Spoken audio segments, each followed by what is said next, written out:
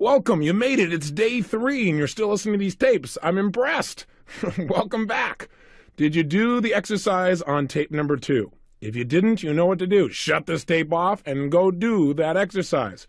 And if you've already done it, let's just move on. What have we talked about so far on your first 2 days? We've talked about the following, that to create results in our life, we have got to use our personal power, which means the ability to get ourselves to take action, to get clear on what we want, to know our outcome in any situation, to follow through by taking action, to notice whether it's working or not, to develop what we call sensory acuity, to be acutely sensitive. Hey, am I getting closer to my goal or further away? And to be flexible enough to keep changing our approach until we get results. Then on tape 2, we said, okay, if that's all it takes is to know what we want, to go for it 100%, to role model the most successful people, then if that's all it takes, how come everybody doesn't follow through? And the answer we found out was fear. Specifically, what stops most people from taking action is fear of pain. Whether that pain be the thing they call failure or rejection or the unknown or what people might think or what people might say, people need to avoid pain and it drives their behavior, and they also desire very much to experience pleasure. And we talked about yesterday in detail how these are the driving and controlling forces of our life.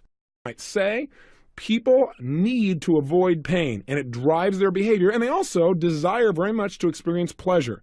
And we talked about yesterday in detail how these are the driving and controlling forces of our life. But specifically what drives our life is our neuroassociations. New word, what does it mean? Well, neuroassociations means whatever we associate to a situation in our nervous system is going to determine our behavior. In other words, when you think, again, using the metaphor we talked about yesterday about chocolate, if you associate to chocolate, well, eating a lot of it isn't so great because you'll be fat, but eating it would mean lots of pleasure, then what's happening is you have a stronger neuroassociation, a stronger association in your nervous system, in your gut, to the pleasure of chocolate than to pain. Are you following me so far? In your nervous system, in your gut, to the pleasure of chocolate than to pain. Are you following me so far? So what controls our life then is the meaning that we associate to a given situation. Please remember that. The meaning you associate will determine your behavior. Hey, listen, if when somebody smacks you, you learn to associate that means they love you, you will literally get pleasure from it in the future.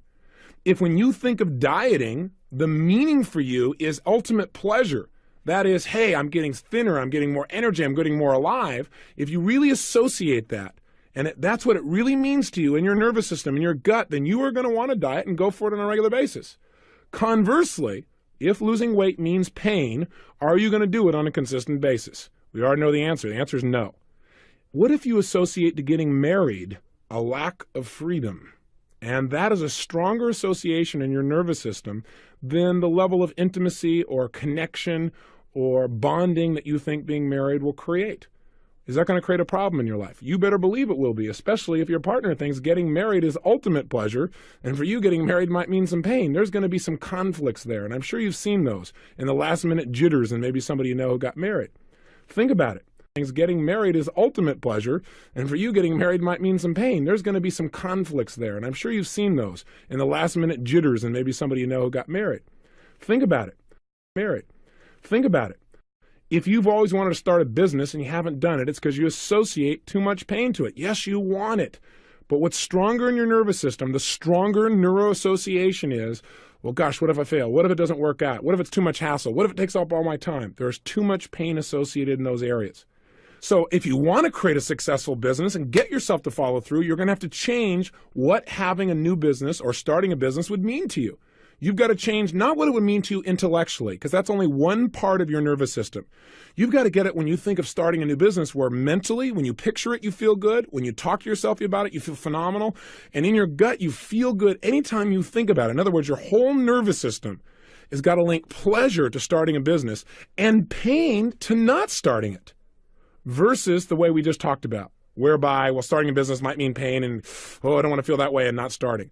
To link pleasure to starting a business and pain to not starting it, versus the way we just talked about, whereby, well, starting a business might mean pain and, oh, I don't want to feel that way and not starting. And, oh, I don't want to feel that way and not starting. So if we want to change our lives, we must change our neuroassociations. In fact, the science you're going to learn in this tape program is called the science of neuroassociative conditioning. How to condition ourselves so we associate things in a way that makes us feel and behave the way we want to instead of the way that we do not want to act or behave. Specifically in this tape, though, what we want to focus on is what are some of the key associations that you've linked up in your mind that may be directing and controlling your whole life. Because if you make a few simple changes on these major areas of your life, lots of things change simultaneously and almost without effort. And that's a major secret to lifelong success. On these major areas of your life, lots of things change simultaneously and almost without effort. And that's a major secret to lifelong success. Major secret to lifelong success. So let's take a look. What creates destiny? See, for years, I read all the books, I attended all the seminars, I listened to all the tapes, and my life still wasn't working. Because most of them said, hey, just think positive and go for it.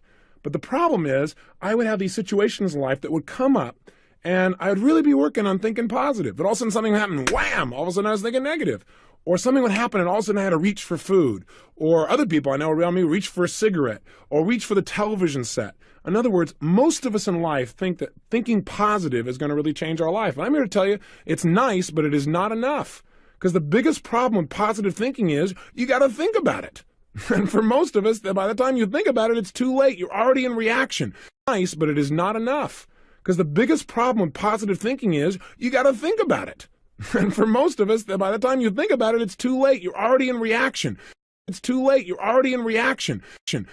Hey, look, you and I live in a stimulus response world where if I say something to you like, Winston tastes good like a, what's your response?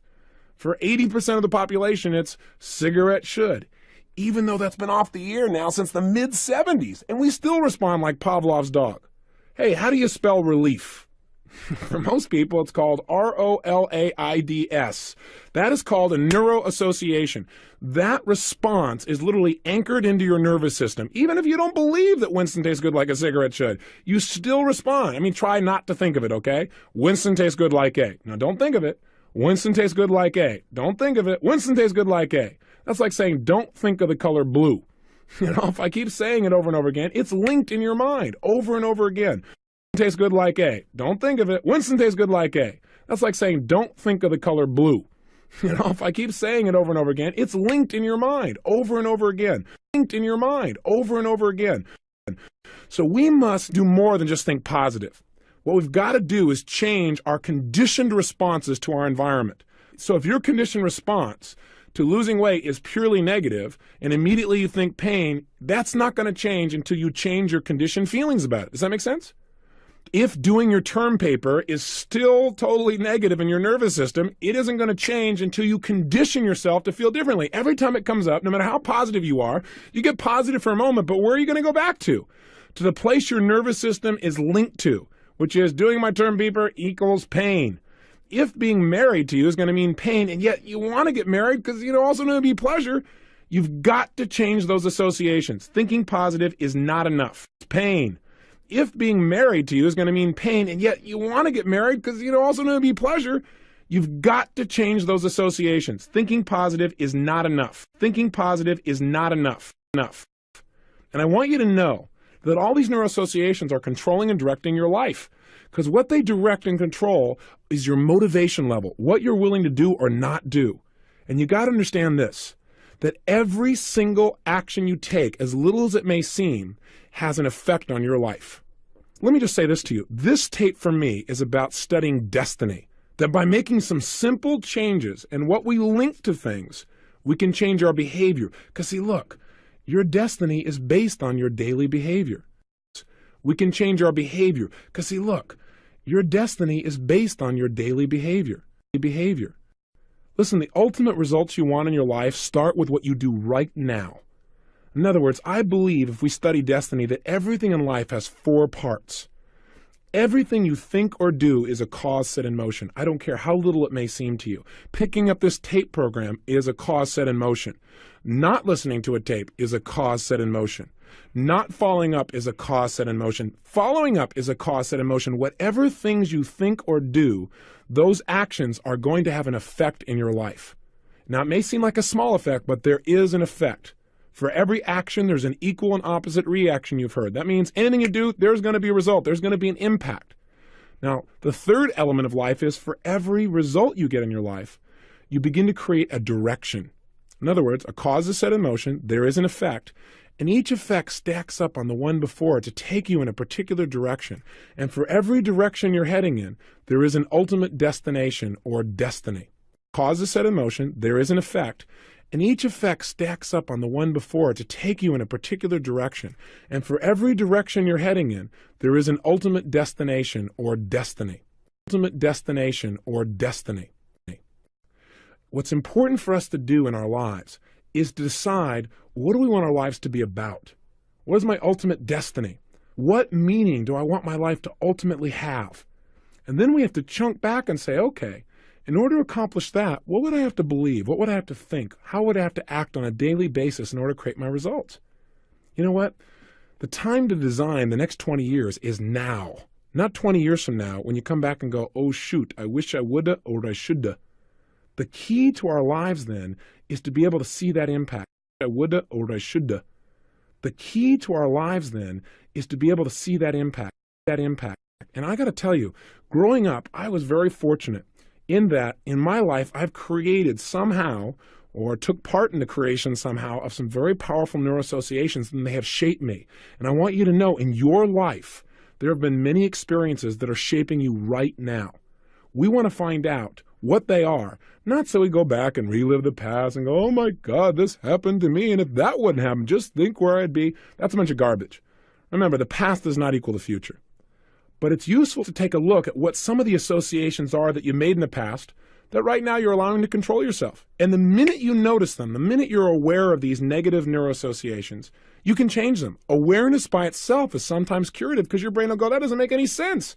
Thinking that way about things is creating more pain than pleasure. And as soon as your brain gets that, it'll change literally that fast. Sometimes curative because your brain will go, that doesn't make any sense. Thinking that way about things is creating more pain than pleasure. And as soon as your brain gets that, it'll change literally that fast. It'll change literally that fast. So let's take a look. What are some things in life that if you just change the meaning you had to these things, it would literally change your destiny? Meaning it would change how you feel, how you behave daily, the kind of results you got in your life every day, the direction you're heading, and your ultimate destination. So let me share with you, if I may, a few examples in my own life, because I don't know you personally yet. I don't know your story. But maybe in sharing mine, you'll begin to make some linkages yourself. You'll be able to see some of the associations you've made that have empowered you and maybe some that have disempowered you. You'll be able to see some of the associations you've made that have empowered you and maybe some that have disempowered you. Somewhere along the line growing up, I made a very powerful association that has shaped my life. In fact, two of them. Number one, somewhere along the way, I linked up that learning, specifically learning ideas that could help me to change the way I felt and the way I behaved, and learning ideas that could help me to shape the way other people feel and behave, help them to literally change their lives, that was ultimate pleasure. I somehow linked in my head or associated learning how to change people's lives will mean ultimate pleasure for a lifetime, that nothing literally felt better than that. As a result, I read over 700 books in the area of human development. I listened to almost every tape program I could get my hands on. I went to lots of seminars, many of them lousy. But while I was going through the pain of the lousiness, meaning boredom during the time, what also pulled me through is I said, hey, if I just get one idea, it's going to be worth it, because one idea could make it all change. So I constantly had this driving, compelling pleasure for learning. And it's given me an insatiable appetite. Said, hey, if I just get one idea, it's going to be worth it, because one idea could make it all change. So I constantly had this driving, compelling pleasure for learning. And it's given me an insatiable appetite. In addition, somewhere along the line, I linked up that learning myself was not enough, that I had to share that with other people, and that if I could share it with people where it really made a difference, not where they just heard it, but where they really made a change that enhanced their life, that would make me feel better than virtually anything I could imagine, even better than learning. That's why I'm talking to you right now on this tape. It's why I came in here in this studio and sat in this dark room and talked to you. And even though I can't see your face, I want to, but I can't. But it's worth it because I absolutely know that if you'll do this for 30 days, you're going to see measurable progress in many areas of your life, not just one. That juices me. It has literally changed my destiny. you're going to see measurable progress in many areas of your life, not just one. That juices me. It has literally changed my destiny. Changed my destiny. Now, let's look at the opposite. I'll give you a personal example. A young man was sent to me for a private consultation, and he was from Hawaii, and his family sent him with a rather large document, approximately 15 pages from the school psychologist saying why this student could not learn effectively. And one of the reasons was this young man was dyslexic, which means he reverses letters when he reads something, for example. And first of all, this young man comes into my home, and he's rather excited, to say the least. He's feeling pretty good. Sits down, and all of a sudden he hands me this document, and I see him immediately start to feel a thing called pain. Like, here we go again. I read the document from beginning to end and just kind of mumble a little bit. And I watch this young man's response. What the document basically tells me is that all the people around this young man have decided that he can't learn anything, that he doesn't have the aptitude. Garbage. Unless there's something physically wrong with your nervous system, you can learn anything. It's just a matter of strategy and desire. The problem is this kid linked learning in school to being painful. Why? Because he's more of a kinesthetic kind of kid. What does that mean? It means he's one of those more quiet, more relaxed. He's more associated to his body than pictures. He doesn't talk as fast as I'm talking to you right now. He processes things more slowly. In school to being painful. Why? Because he's more of a kinesthetic kind of kid. What does that mean? It means he's one of those more quiet, more relaxed. He's more associated to his body than pictures. He doesn't talk as fast as I'm talking to you right now. He processes things more slowly. Right now. He processes things more slowly. So I read through this whole thing, took one good look at it, looked up at the boy, took the piece of the paper, tore it into shreds, and said, "This is garbage." Well, that kind of changed his state. He started laughing and smiling. I said, "These people, they're very nice people, but they just don't understand you. I can take one look at you, and I can tell that you're really good at a lot of things. I bet you're really good in sports." I said, "Are you good at a particular sport?" He said, "Yeah, I'm really good at surfing." And the minute he started talking about surfing, you should have seen him. He started to feel good, pleasure, because he knows he's good at that. Well, while he's thinking of surfing, guess what I do? I start talking about learning, surfing, learning, feeling good surfing, learning, feeling good surfing, learning. While he's thinking of surfing, guess what I do? I start talking about learning, surfing, learning, feeling good surfing, learning, feeling good surfing, learning, feeling good surfing, learning. That's how you create a new association. All you have to do is get yourself to feel a certain way. Make sure you feel it strongly, and while you're feeling it, link it to something else. By repetition. I mean, isn't that what commercial advertisers did to us? How come you say Winston tastes good like A? It's because they did it over and over and over and over again. Now you can speed it up so you don't have to hear it so many times if you create more emotion. So I got him where he was talking about surfing. Boy, he was just surfing so well, just feeling incredible talking about this particular wave. And right then I said, "Yeah, how did you learn to do that?" And all of a sudden he said, "Well, I learned to do that this way." And he started changing his neuro associations. Till pretty soon when he talked about learning, his voice changed, his face brightened, he felt phenomenal. And I said, "Well, now let's talk about surfing." And he did that. And I said, "What would it be like to develop a surfing school?" And so sure enough, he's telling me about surfing, talking about school. Pretty soon, school and learning make him feel phenomenal. All of a sudden, I take out some of the words that specifically it said he could not spell. And I said, "I want you to pretend that you're surfing, though. So sit like you'd be surfing, breathe the way you do when you're surfing, and we're going to do this with the kind of rhythm that you would if you're surfing. And let's get this spelling down." And we did it for 5 minutes, and all of a sudden he's spelling perfectly the words that he was supposedly dyslexic with. Spell. And I said, "I want you to pretend that you're surfing, though. So sit like you'd be surfing, breathe the way you do when you're surfing, and we're going to do this with the kind of rhythm that you would if you're surfing. And let's get this spelling down." And we did it for 5 minutes, and all of a sudden he's spelling perfectly the words that he was supposedly dyslexic with. Spelling perfectly the words that he was supposedly dyslexic with. In other words, he had an emotional block before. All I did was change his association to learning. Now, this kid was getting D's and F's. He went back and got C's, B's, and A's, just with one little 45-minute session of changing his neuroassociations. How will that change his destiny ultimately? I don't know, but I can guarantee you one thing. It's affecting him right now. And what he's doing right now is a cause set in motion. Won't you agree? There are effects that are measurable right now in his schooling and how he feels about himself and his self-image. And it affects more than just surfing. It's affecting his own idea of who he is and what he's capable of. And as that happens, it's taking him in a whole new direction and ultimately a different destiny. Affecting his own idea of who he is and what he's capable of. And as that happens, it's taking him in a whole new direction and ultimately a different destiny.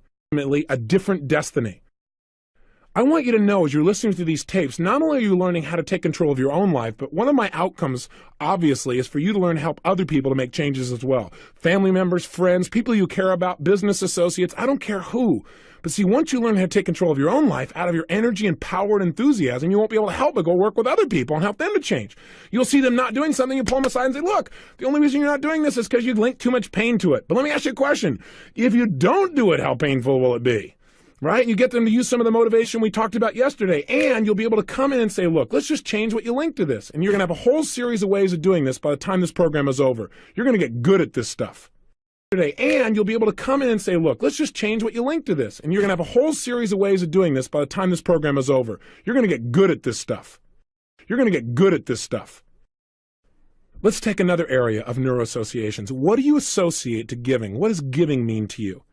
And what does it mean to give of yourself, to give of your time, to give of your money? Your beliefs or associations to giving are going to control your destiny. I know for years, for me, my whole idea of giving was give everything I got. That's the bottom line. Be a giver, giver, giver, giver, never receive anything. And that frame of reference made me feel like I was going to have pleasure in my life because I figured, hey, somewhere in my mind I linked up, if I give, then people are going to love me. They're going to like me. That's going to mean pleasure. So even though in the moment it may feel painful to give, ultimately it'll be more pleasurable than painful. Are you following me? So what's the problem with that? Well, the problem is it made me this person who was a martyr. Or I gave, and would not allow anybody to give me back, which also means I was cheating them out of the opportunity of having the pleasure of giving to me. This person was a martyr. Or I gave, and would not allow anybody to give me back, which also means I was cheating them out of the opportunity of having the pleasure of giving to me. Having the pleasure of giving to me. Now, how does this relate? Well, I hope to stimulate you to take a look at your associations around giving. Because if you're a parent, you really have a chance to shape the destiny of these people you call your children. For example, I have 4 kids.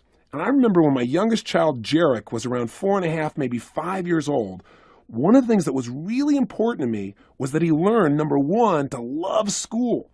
Because I noticed he went to school a few days and he didn't like it too much. Well, I wanted to make sure that for him, learning was compelling because I knew it would change his destiny, as it did for me or anybody else that I've met who learned to love school. It really helps you to learn and grow when you love it and you love the environment. And 2, I wanted to make sure that this child was not selfish, but was a giver, but also was balanced, unlike I was. So what I try to do is get him linked up. So, for example, recently his grandmother came by, and for no particular reason, she just showed up with all these balloons to surprise my son, Jarek. Boy, he was jazzed. He had all this pleasure. He felt loved and excited. And of course, my mom, his grandma, got all kinds of pleasure by doing this, right? She was linked up. She saw him turn on and get excited. He gave her this big hug. And so what I said to him, I said, okay, after he'd had him for a while, I said, let me ask you a question. How do you think right now you could create even more fun, have even more happiness right now? Now, this child's, 4.5 years old. So I don't know. I said, well, let me ask you a question. You could keep all these balloons, or you could take some of these balloons, or maybe even all these balloons, and we could go over here to this place, and you could give them to them. You could give these balloons to these old folks in this old folks' home. What do you think? He's thought for a little while. I said, or you can just keep them all just for you, right? And gave him this little tonality, let him know I didn't improve 1,000%, right? What do you think? He's thought for a little while. I said, or you can just keep them all just for you, right? And gave him this little tonality, let him know I didn't improve 1,000%, right? 1,000%, right? And so sure enough, we went over to the old folks' home, and sure enough, he got this incredible set of new neuroassociations. Here's this kid who's 4.5, walking in for no reason with all these balloons, walking up to these people. It's not a holiday. It's nothing. There's no special reason. And he goes up and he hands them to them. You can imagine the amount of pleasure he got. All these people say, oh, God, you're the most adorable kid in the world. Oh, you're so incredible. God, you came and saw us. All these hugs. I mean, he got so much pleasure attached to giving. It's a joke. With that kind of association, now what he does in his life is he looks for places to give.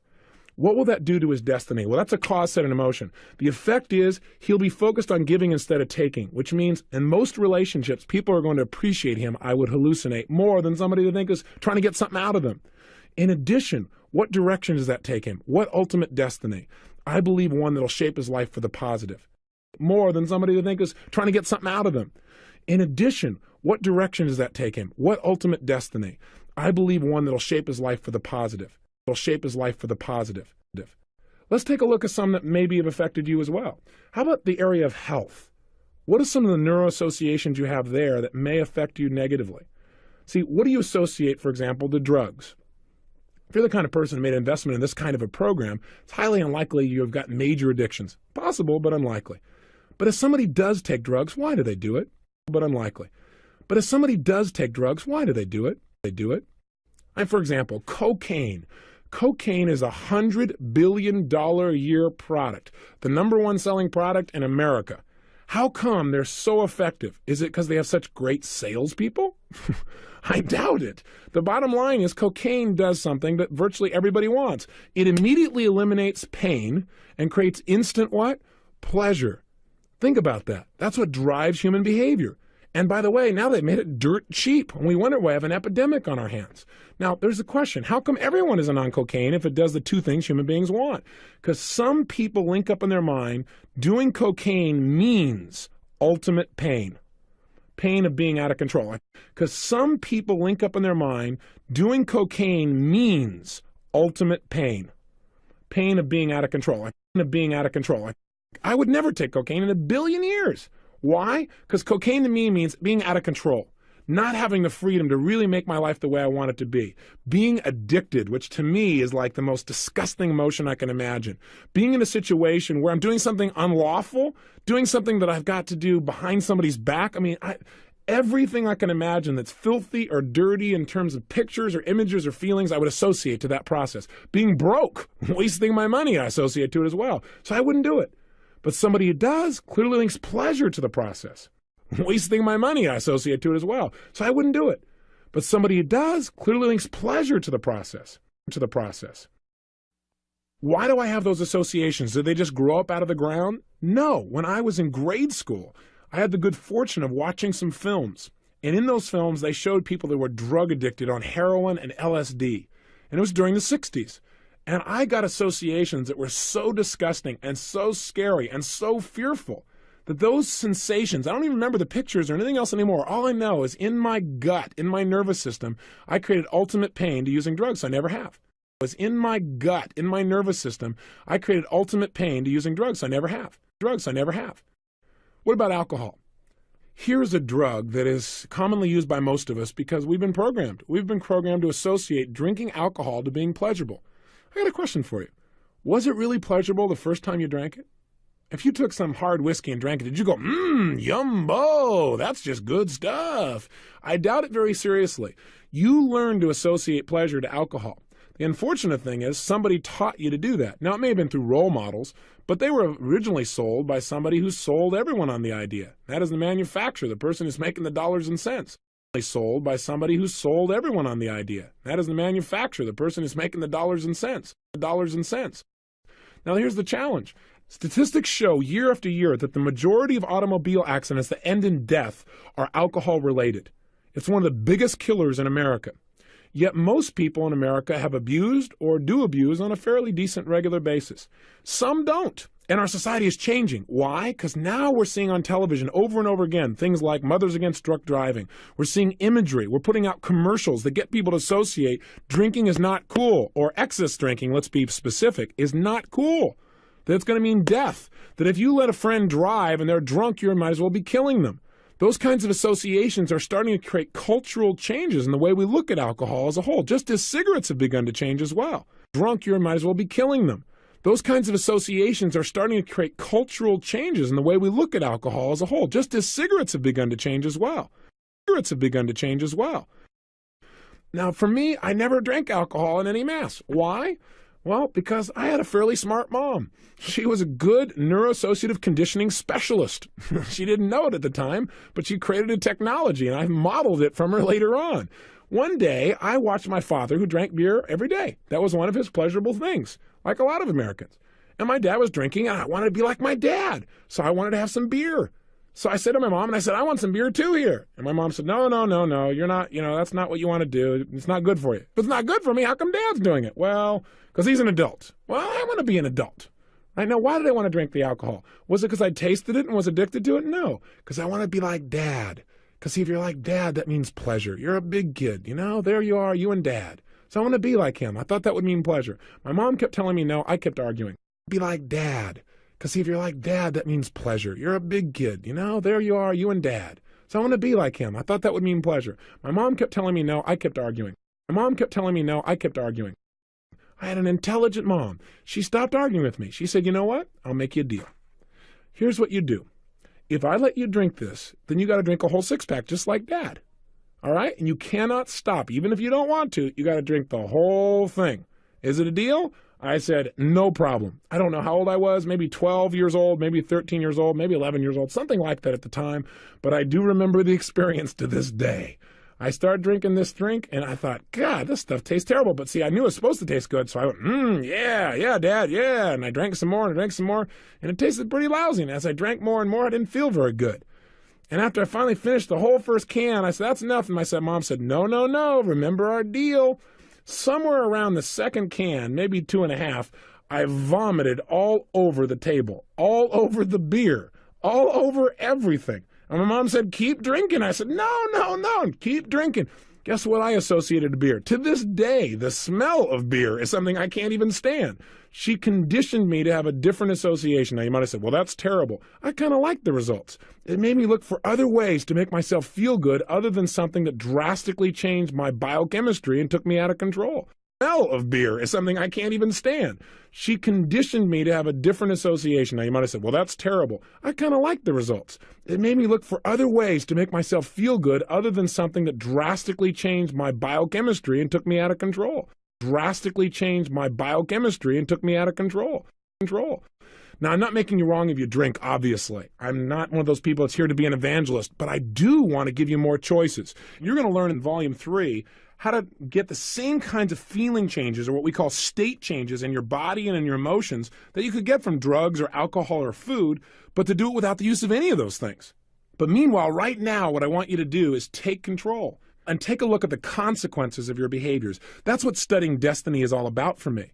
Saying, what are the consequences of the present associations I have in my life? Where are they taking me? Are they taking me in the direction I really want to go? What are the consequences of the present associations I have in my life? Where are they taking me? Are they taking me in the direction I really want to go? Hey, cigarette smoking. Why do people in our society smoke cigarettes? Answer's real simple. Because someone trained them to link pleasure to it. That's their neuroassociations. But what's the destiny of all of these things? Think about it. Did you smoke a cigarette for the first time and go, yumbo? I doubt it very seriously. You probably coughed and choked and your brain went, hey, stupid, what are you doing here? But you kept on smoking. Why? Because you watched commercials and you watched your friends and you watched movies where over and over again, what was linked to cigarettes? You were taught. Well, think about it. A small group of people got together one day and they said, you know what? We got a product. It's dirt cheap. It's totally addictive. If we sell it and we get enough people to get addicted to it, we literally can make billions of dollars. Now, one of the guys in the group said, we got a problem, guys. Our product stinks and it kills people. And the other guy said, don't worry. People are stupid. We can train them. We'll just condition them to link to cigarette smoking the things they want most, things that have nothing to do with cigarettes. And it kills people. And the other guy said, don't worry. People are stupid. We can train them. We'll just condition them to link to cigarette smoking the things they want most, things that have nothing to do with cigarettes. Most things that have nothing to do with cigarettes. And what are the things they told you'd get by smoking cigarettes? Think about it. What would you get? Well, you could be cool, K-O-O-L. You could be independent. You could be strong. In fact, you'd rather fight than switch. That makes sense. You'd rather punch somebody than switch brands of nicotine you could take in. So if the way I do that is to smoke a cigarette, no problem, because the pleasure will be worth it. In fact, that pleasure is much, much more real than the pain of a few moments of choking on the cigarette. What else would you get if you smoked cigarettes? Well, it's obvious. You'd be independent. You've come a long way, baby. And you're not going to go much further if you keep on smoking. I mean, seriously, the bottom line is we linked all kinds of things here. In fact, sex is one of the major ones, right? Think about it. Boy, if you smoked, you'd be sexy. Doesn't that make you really, think of somebody sexy when you smell their breath rather than smoking? Doesn't that like turn you on and stuff? I don't know about you, but it's not high on my list. And you know what? Or you'll be able to relax. If you smoke, you'll be able to relax. That's true. If you keep smoking, you're going to be able to relax for a long time. Seriously, what happened? You went to smoke the cigarette and your brain went, hey, stupid, what are you doing? But then another part of your brain went, shut up, brain, the sex will be worth it. You just went on doing it even further. Relax. That's true. If you keep smoking, you're going to be able to relax for a long time. Seriously, what happened? You went to smoke the cigarette and your brain went, hey, stupid, what are you doing? But then another part of your brain went, shut up, brain, the sex will be worth it. You just went on doing it even further. Sex will be worth it. You just went on doing it even further. See, our neuroassociations drive us even when they don't make any sense. Hey, can you get somebody to do something that's destructive just by getting their brain to link up that it's going to be pleasurable? You better believe you can. Think about it. I'll give you a classic example you got to know of, World War II. The Japanese developed this group of people called kamikaze pilots, got people to go kill themselves. How'd they pull that off? Real simple. They got them to associate dying, something that would be fairly painful, to being ultimate pleasure. Why? Because it would honor your family. It would honor your country. Plus, you're going to go to a place that's much better than here where there's ultimate pleasure. See, we can train people to do anything, a lot of negative things. Your country, plus, you're going to go to a place that's much better than here where there's ultimate pleasure. See, we can train people to do anything, a lot of negative things, I watched a film the other day and I saw some negative neuroassociations. Classic example. The movie's called Jackknife. I don't know if you've seen it. But in the movie, Robert De Niro plays a Vietnam veteran. And basically the movie is about his relationships with other people based upon the negative associations that he created in Vietnam, or that he unfortunately experienced in Vietnam. And the interesting thing is, in this movie, this man, Jackknife, is known for his destructive behavior. And one of those behaviors is, when he gets really upset, he slams his fist through pane glass. Now, and they think he's a bit crazy. Well, he's courting this woman in the movie. And there's a point when she's giving him all the signals and he really feels connected to her, and he starts to kiss her, and she starts to kiss him, and then she pushes him away, and she goes a little crazy on him. And he tries to communicate, and it doesn't work. And finally she goes, just get out, just get out. And he takes his fist and wham, he slams it through these pane glass. And all of a sudden he's bleeding all over the place. She immediately freaks out. She runs over and says, oh my God, what'd you do? She takes his hand, she tapes it up. She says, oh gosh, it's okay. Listen, I love the kiss. Well, after going to the hospital, he comes home and makes love to her. And all of a sudden he's bleeding all over the place. She immediately freaks out. She runs over and says, oh my God, what'd you do? She takes his hand, she tapes it up. She says, oh gosh, it's okay. Listen, I love the kiss. Well, after going to the hospital, he comes home and makes love to her. Well, after going to the hospital, he comes home and makes love to her. Now let me ask you a question. What kind of neuroassociations do people get from something like that? Well, this guy, I'll tell you why he slams his hand through that, because even though it's painful, his brain links up that it's much more pleasurable in the end because he gets so much attention for it.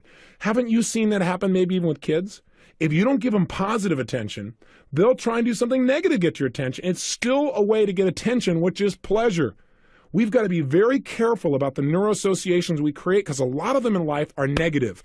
That is, we've linked things up that don't relate and they control our lives. About the neuroassociations we create, because a lot of them in life are negative.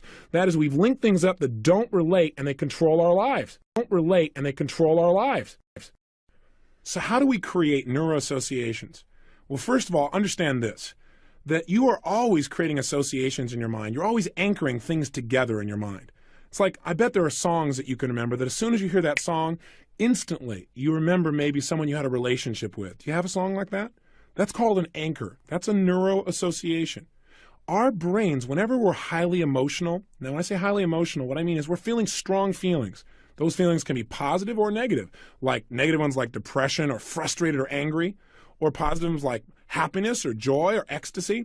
Anytime we're feeling strong feelings, whatever is happening around us consistently at that moment usually gets linked to it. That's called an anchor. That's what a neuroassociation is. Whatever is happening around us consistently at that moment usually gets linked to it. That's called an anchor. That's what a neuroassociation is.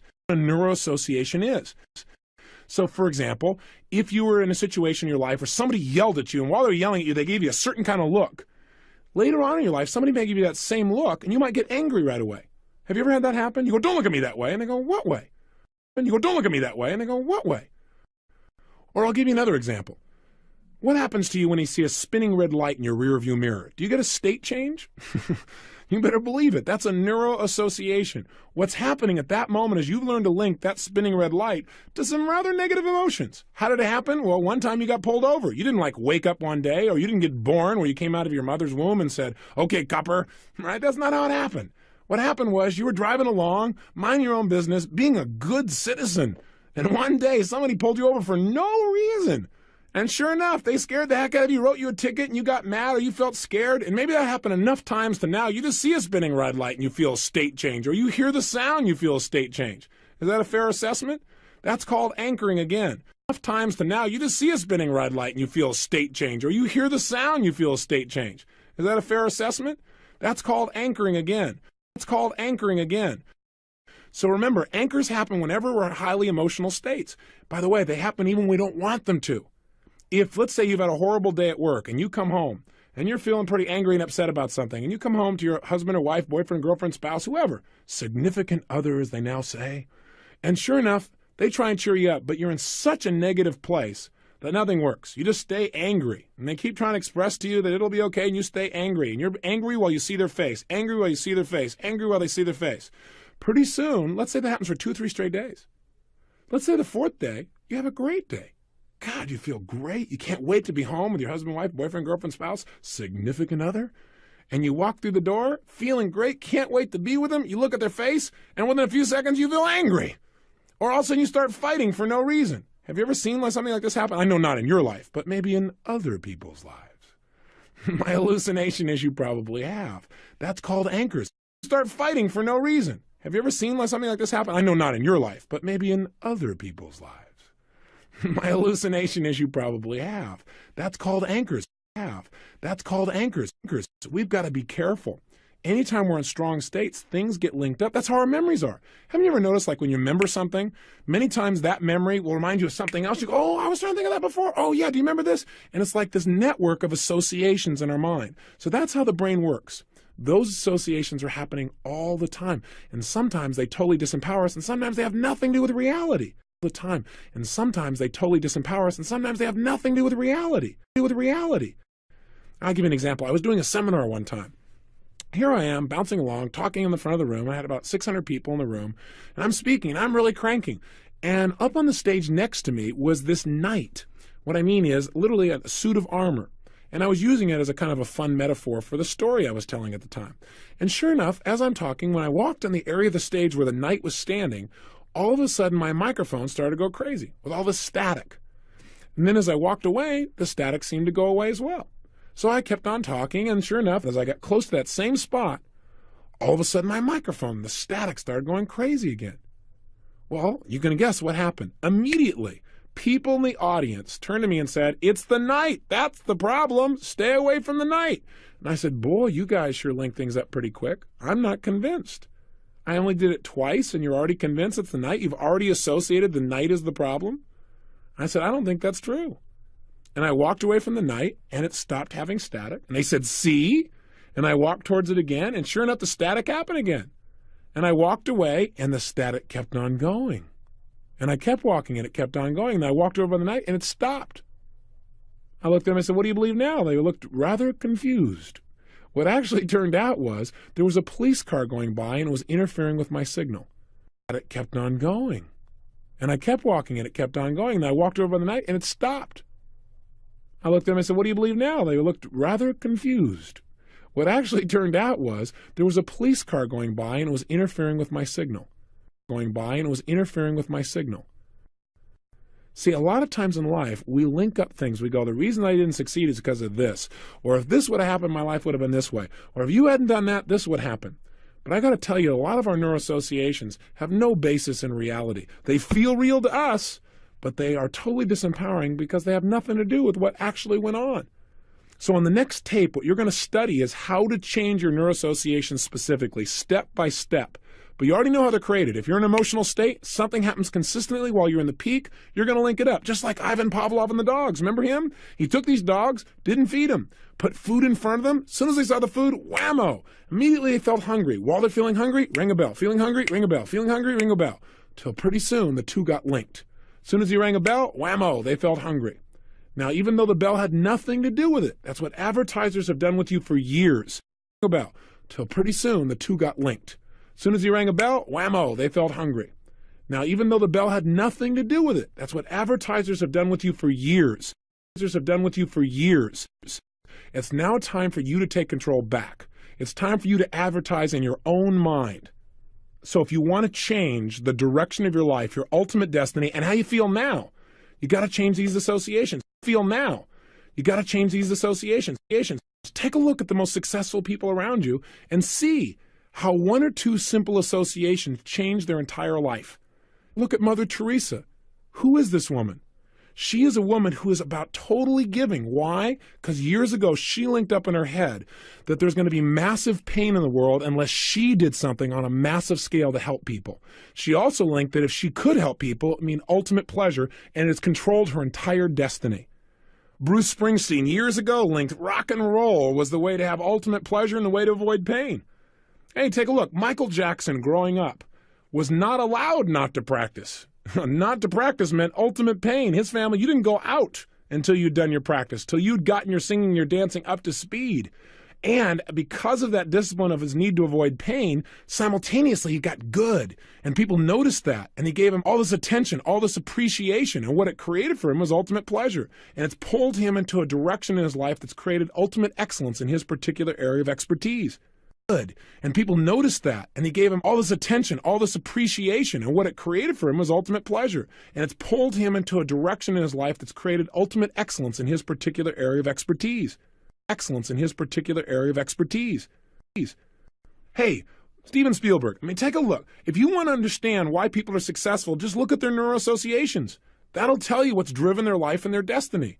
Steven Spielberg, one of the great movie makers, I think, out there, in that he really entertains his audiences in a very powerful and fun way, from little kids to people at the most mature of ages.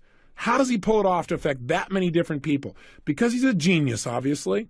Well, how did he become a genius? Hey, genius is nothing but focusing your action in a consistent way to get a result that you're committed to. If you do that every single day, and every day you strive to be better, and every day you make more distinctions, you'll become what other people call a genius. That's called power. And why has he done that, though? Why has he spent all of these years focusing on how to change people's states? Because years and years ago, he found out he could have ultimate pleasure by scaring the heck out of his sisters. And finally, he thought, God, I could do it and make movies and I don't even have to be there and I can scare people. That became a driving force, was to change people's states and create those feeling shifts in people, and he loved it. And that drove him. It drove him to go further and further and further. Now, those aren't the only neuroassociations, but those are some of them. Be there and I can scare people. That became a driving force, was to change people's states and create those feeling shifts in people, and he loved it. And that drove him. It drove him to go further and further and further. Now, those aren't the only neuroassociations, but those are some of them. Now, those aren't the only neuroassociations, but those are some of them. So I got a question for you.